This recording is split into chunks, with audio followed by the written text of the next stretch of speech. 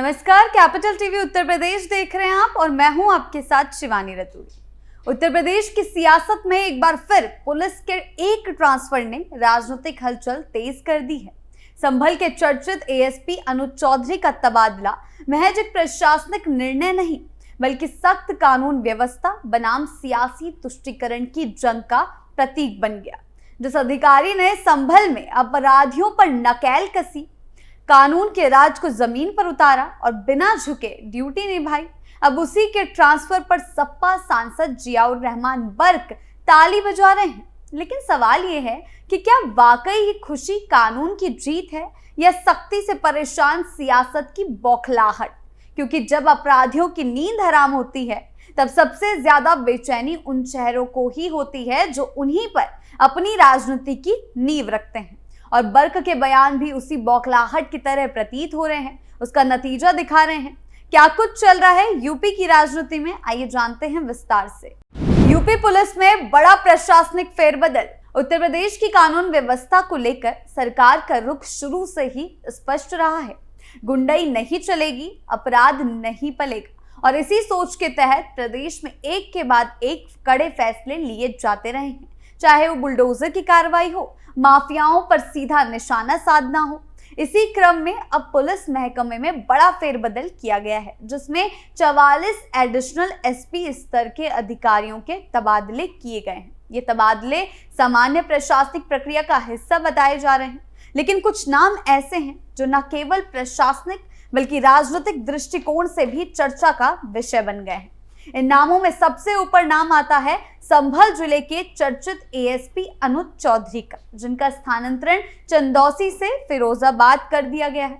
ये तबादला प्रशासनिक दृष्टि से रूटीन प्रक्रिया हो सकता है, लेकिन इसकी टाइमिंग और इसके पीछे के विवाद और इस पर उठी राजनीतिक प्रतिक्रियाओं ने इसे एक गंभीर और चर्चित मसला बना दिया है। बर्क के बयान से मचा हड़कंप। अनुज चौधरी कोई आम पुलिस अधिकारी नहीं है, वे अर्जुन अवार्ड विजेता पहलवान रह चुके हैं और खेल कोटे से उत्तर प्रदेश पुलिस सेवा में आए थे। अपनी ताकतवर शख्सियत, दबंग शैली और अपराधियों पर कसी गई मजबूत पकड़ के चलते उन्हें संभल का सिंघम भी कहा जाने लगा था।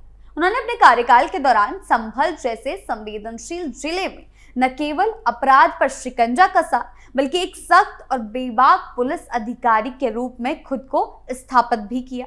उनकी कार्यशैली मुख्यमंत्री योगी आदित्यनाथ को भी पसंद आई थी और एक मौके पर मुख्यमंत्री ने उन्हें पहलवान अधिकारी तक कहकर उनकी तारीफ की थी। यही नहीं, संभल हिंसा के दौरान उनके निर्णय लेने की क्षमता और शांति स्थापित करने की रणनीति को लेकर भी वो चर्चा में रहे थे। परंतु हर सख्ती और स्पष्ट बयान हमेशा सराहा ही जाए ये जरूरी नहीं। अनुज चौधरी एक मीटिंग में दिया गया बयान इतना चर्चित हुआ और विवादित बन गया कि उस पर राजनीतिक रंग चढ़ गया। इस बयान को लेकर सपा सांसद जियाउर रहमान बर्क ने कड़ी आपत्ति भी जताई थी और तब से लेकर अब तक वो लगातार एएसपी अनुज चौधरी के खिलाफ मुखर रहे हैं। अब जब उनका तबादला हुआ है तो बर्क ने प्रतिक्रिया दी कि ये ट्रांसफर देर से लिया गया कदम है जो पहले ही हो जाना चाहिए था। उनका कहना है, ये तक कह दिया उन्होंने कि ट्रांसफर नहीं बल्कि सख्त कार्रवाई की जानी चाहिए थी। उनके मुताबिक अनुज चौधरी के रहते संभल में स्थिति खराब करने की कोशिश हुई और अब उनके जाने से वहां स्थिरता आएगी, ऐसा बर्क का कहना है।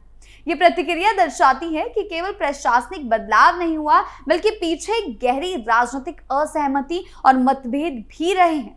दूसरी ओर अनुज चौधरी ने अपने तबादले को लेकर बेहद संतुलित और पेशेवर प्रतिक्रिया दी। उनका साफ कहना है कि ट्रांसफर एक सामान्य प्रशासनिक प्रक्रिया है और वे जहां भी आएंगे वही पूरी निष्ठा और जोश के साथ अपनी ड्यूटी निभाएंगे। उन्होंने ये भी कहा कि संभल में उनका कार्यकाल बेहतरीन रहा और उन्हें वहां अपराध नियंत्रण के लिए वरिष्ठ अधिकारियों से पूरा समर्थन भी मिला। उन्होंने लोगों को न्याय दिलाने के लिए हर संभव प्रयास किए और अपराधियों के खिलाफ सख्ती बरती। जहां तक उनके विवादित बयानों की बात है, अनुज चौधरी ने स्पष्ट किया कि उनकी मंशा किसी की धार्मिक भावना को आहत करने की नहीं थी। उन्होंने कहा है कि मेरे शब्दों को संदर्भ से अलग करके देखा गया, मेरी मंशा गलत नहीं थी, मैं केवल ये समझाना चाहता था कि समाज में सभी धर्मों के बीच सौहार्द बना रहे। ये भी ध्यान देने वाली बात है कि 44 अधिकारियों के तबादले में कई अन्य ऐसे नाम भी हैं जिन्होंने अलग अलग जिलों में उल्लेखनीय कार्य किए हैं। लेकिन मीडिया और जनता का ध्यान सबसे ज्यादा अनुज चौधरी पर इसलिए केंद्रित है क्योंकि उन्होंने न केवल अपनी कार्यशैली से बल्कि अपने बयानों से भी खूब सुर्खियां बटोरी और बर्क के बयान ने भी और ज्यादा मामले को बढ़ा दिया है। संभल जैसे संवेदनशील जिले में अनुज चौधरी की मौजूदगी ने कई बार स्थानीय माफियाओं, कट्टरपंथियों और राजनीतिक रसूखदारों की नींद उड़ाई थी। उनके रहते अपराधियों पर कार्रवाई से लेकर धार्मिक आयोजनों में सख्त अनुशासन लागू किया गया और ऐसे में उनका स्थानांतरण कहीं ना कहीं उन तत्वों को राहत देने वाला साबित हो सकता है जो उनके सख्त रवैये से नाखुश थे, जैसा कि बर्क। राजनीतिक दृष्टिकोण से देखा जाए तो ये तबादला सपा और उसके समर्थकों के लिए एक राहत की तरह देखा जा रहा है। फिरोजाबाद, जहां अब अनुज चौधरी को एएसपी ग्रामीण नियुक्त किया गया है, वो एक संवेदनशील इलाका माना जाता है। वहां का सामाजिक सांस्कृतिक ढांचा अपराध के स्वरूप और प्रशासनिक चुनौतियों से अलग है। ऐसे में देखना दिलचस्प होगा कि अनुज चौधरी अपनी तेज तर्रार छवि को वहां किस तरह से निभाते हैं। क्या वे वहां भी उसी शैली में कार्य करेंगे जैसा उन्होंने संभल में किया? इस पूरे घटनाक्रम से एक बात साफ है कि उत्तर प्रदेश की प्रशासनिक दुनिया में अब केवल कार्य नहीं बल्कि छवि भी मायने रखती है।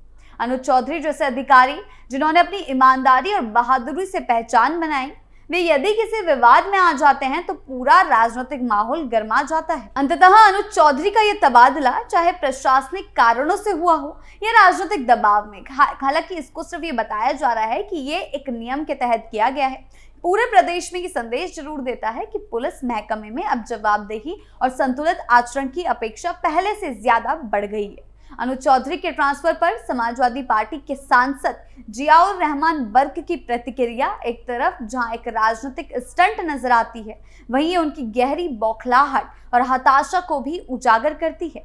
जिस तरह से बर्क ने बयान दिया कि ट्रांसफर नहीं कार्रवाई होनी चाहिए थी, उससे साफ झलकता है कि उन्हें अनुज चौधरी की ईमानदार और निष्पक्ष पुलिसिंग से कितनी परेशानी थी। दरअसल बर्क जैसे नेता उन पुलिस अधिकारियों से चिढ़ते हैं जो कानून के आगे किसी नेता या समुदाय विशेष की नहीं सुनते, और यही बात समाजवादी पार्टी को खटकने लगी है क्योंकि सपा की राजनीति लंबे समय से तुष्टीकरण और एक तरफा नजरिए पर आधारित रही है।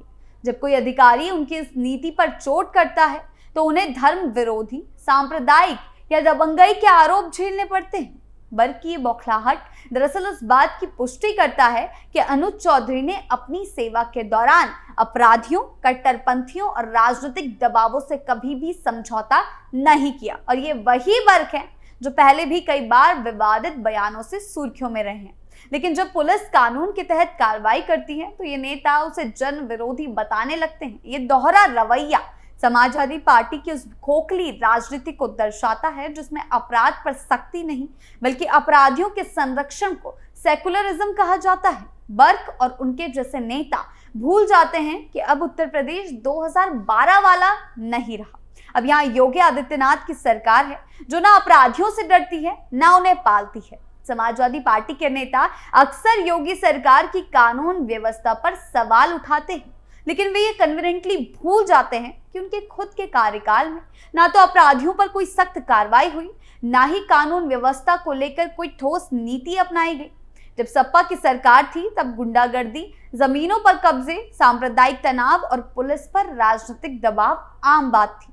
आज जब योगी सरकार अपराधियों पर बुलडोजर चला रही है और हर वर्ग के लिए न्याय सुनिश्चित कर रही है, तो सपा नेताओं की बेचैनी और बयानबाजी उनकी राजनीतिक असहायता और खोई हुई जमीन का सबूत बन चुकी है। इस पूरे घटनाक्रम से साफ है कि समाजवादी पार्टी और उनके नेता जब जब कानून व्यवस्था पर सवाल उठाते हैं तो वो न केवल वर्तमान प्रशासन की सख्ती से घबराहट दिखाते हैं बल्कि अपने कार्यकाल की नाकामी को छिपाने की कोशिश करते हैं। अनुज चौधरी जैसे अधिकारियों के ट्रांसफर पर सपा नेताओं की प्रतिक्रियाएं इसी बौखलाहट का हिस्सा है, क्योंकि ऐसे अधिकारी तुष्टीकरण और दबाव की राजनीति के सामने नहीं झुकते। लेकिन अब उत्तर प्रदेश बदल चुका है। यहाँ अपराधियों के लिए कोई जगह नहीं है, चाहे वे किसी भी धर्म, जाति या पार्टी से जुड़ा हुआ क्यों ना हो। योगी सरकार की जीरो टॉलरेंस नीति ने यह साबित कर दिया कि कानून अब केवल किताबों तक सीमित नहीं रहेगा, बल्कि हर हाल में जमीन पर उतरेगा। ऐसे में बर्क जैसे नेताओं की बयानबाजी सस्ती राजनीति से ज्यादा कुछ नहीं है, जो जनता के बीच अब असर छोड़ने में नाकाम हो रही है। आपकी इस बारे में क्या राय है, हमें कमेंट सेक्शन में जरूर बताएं। नमस्कार।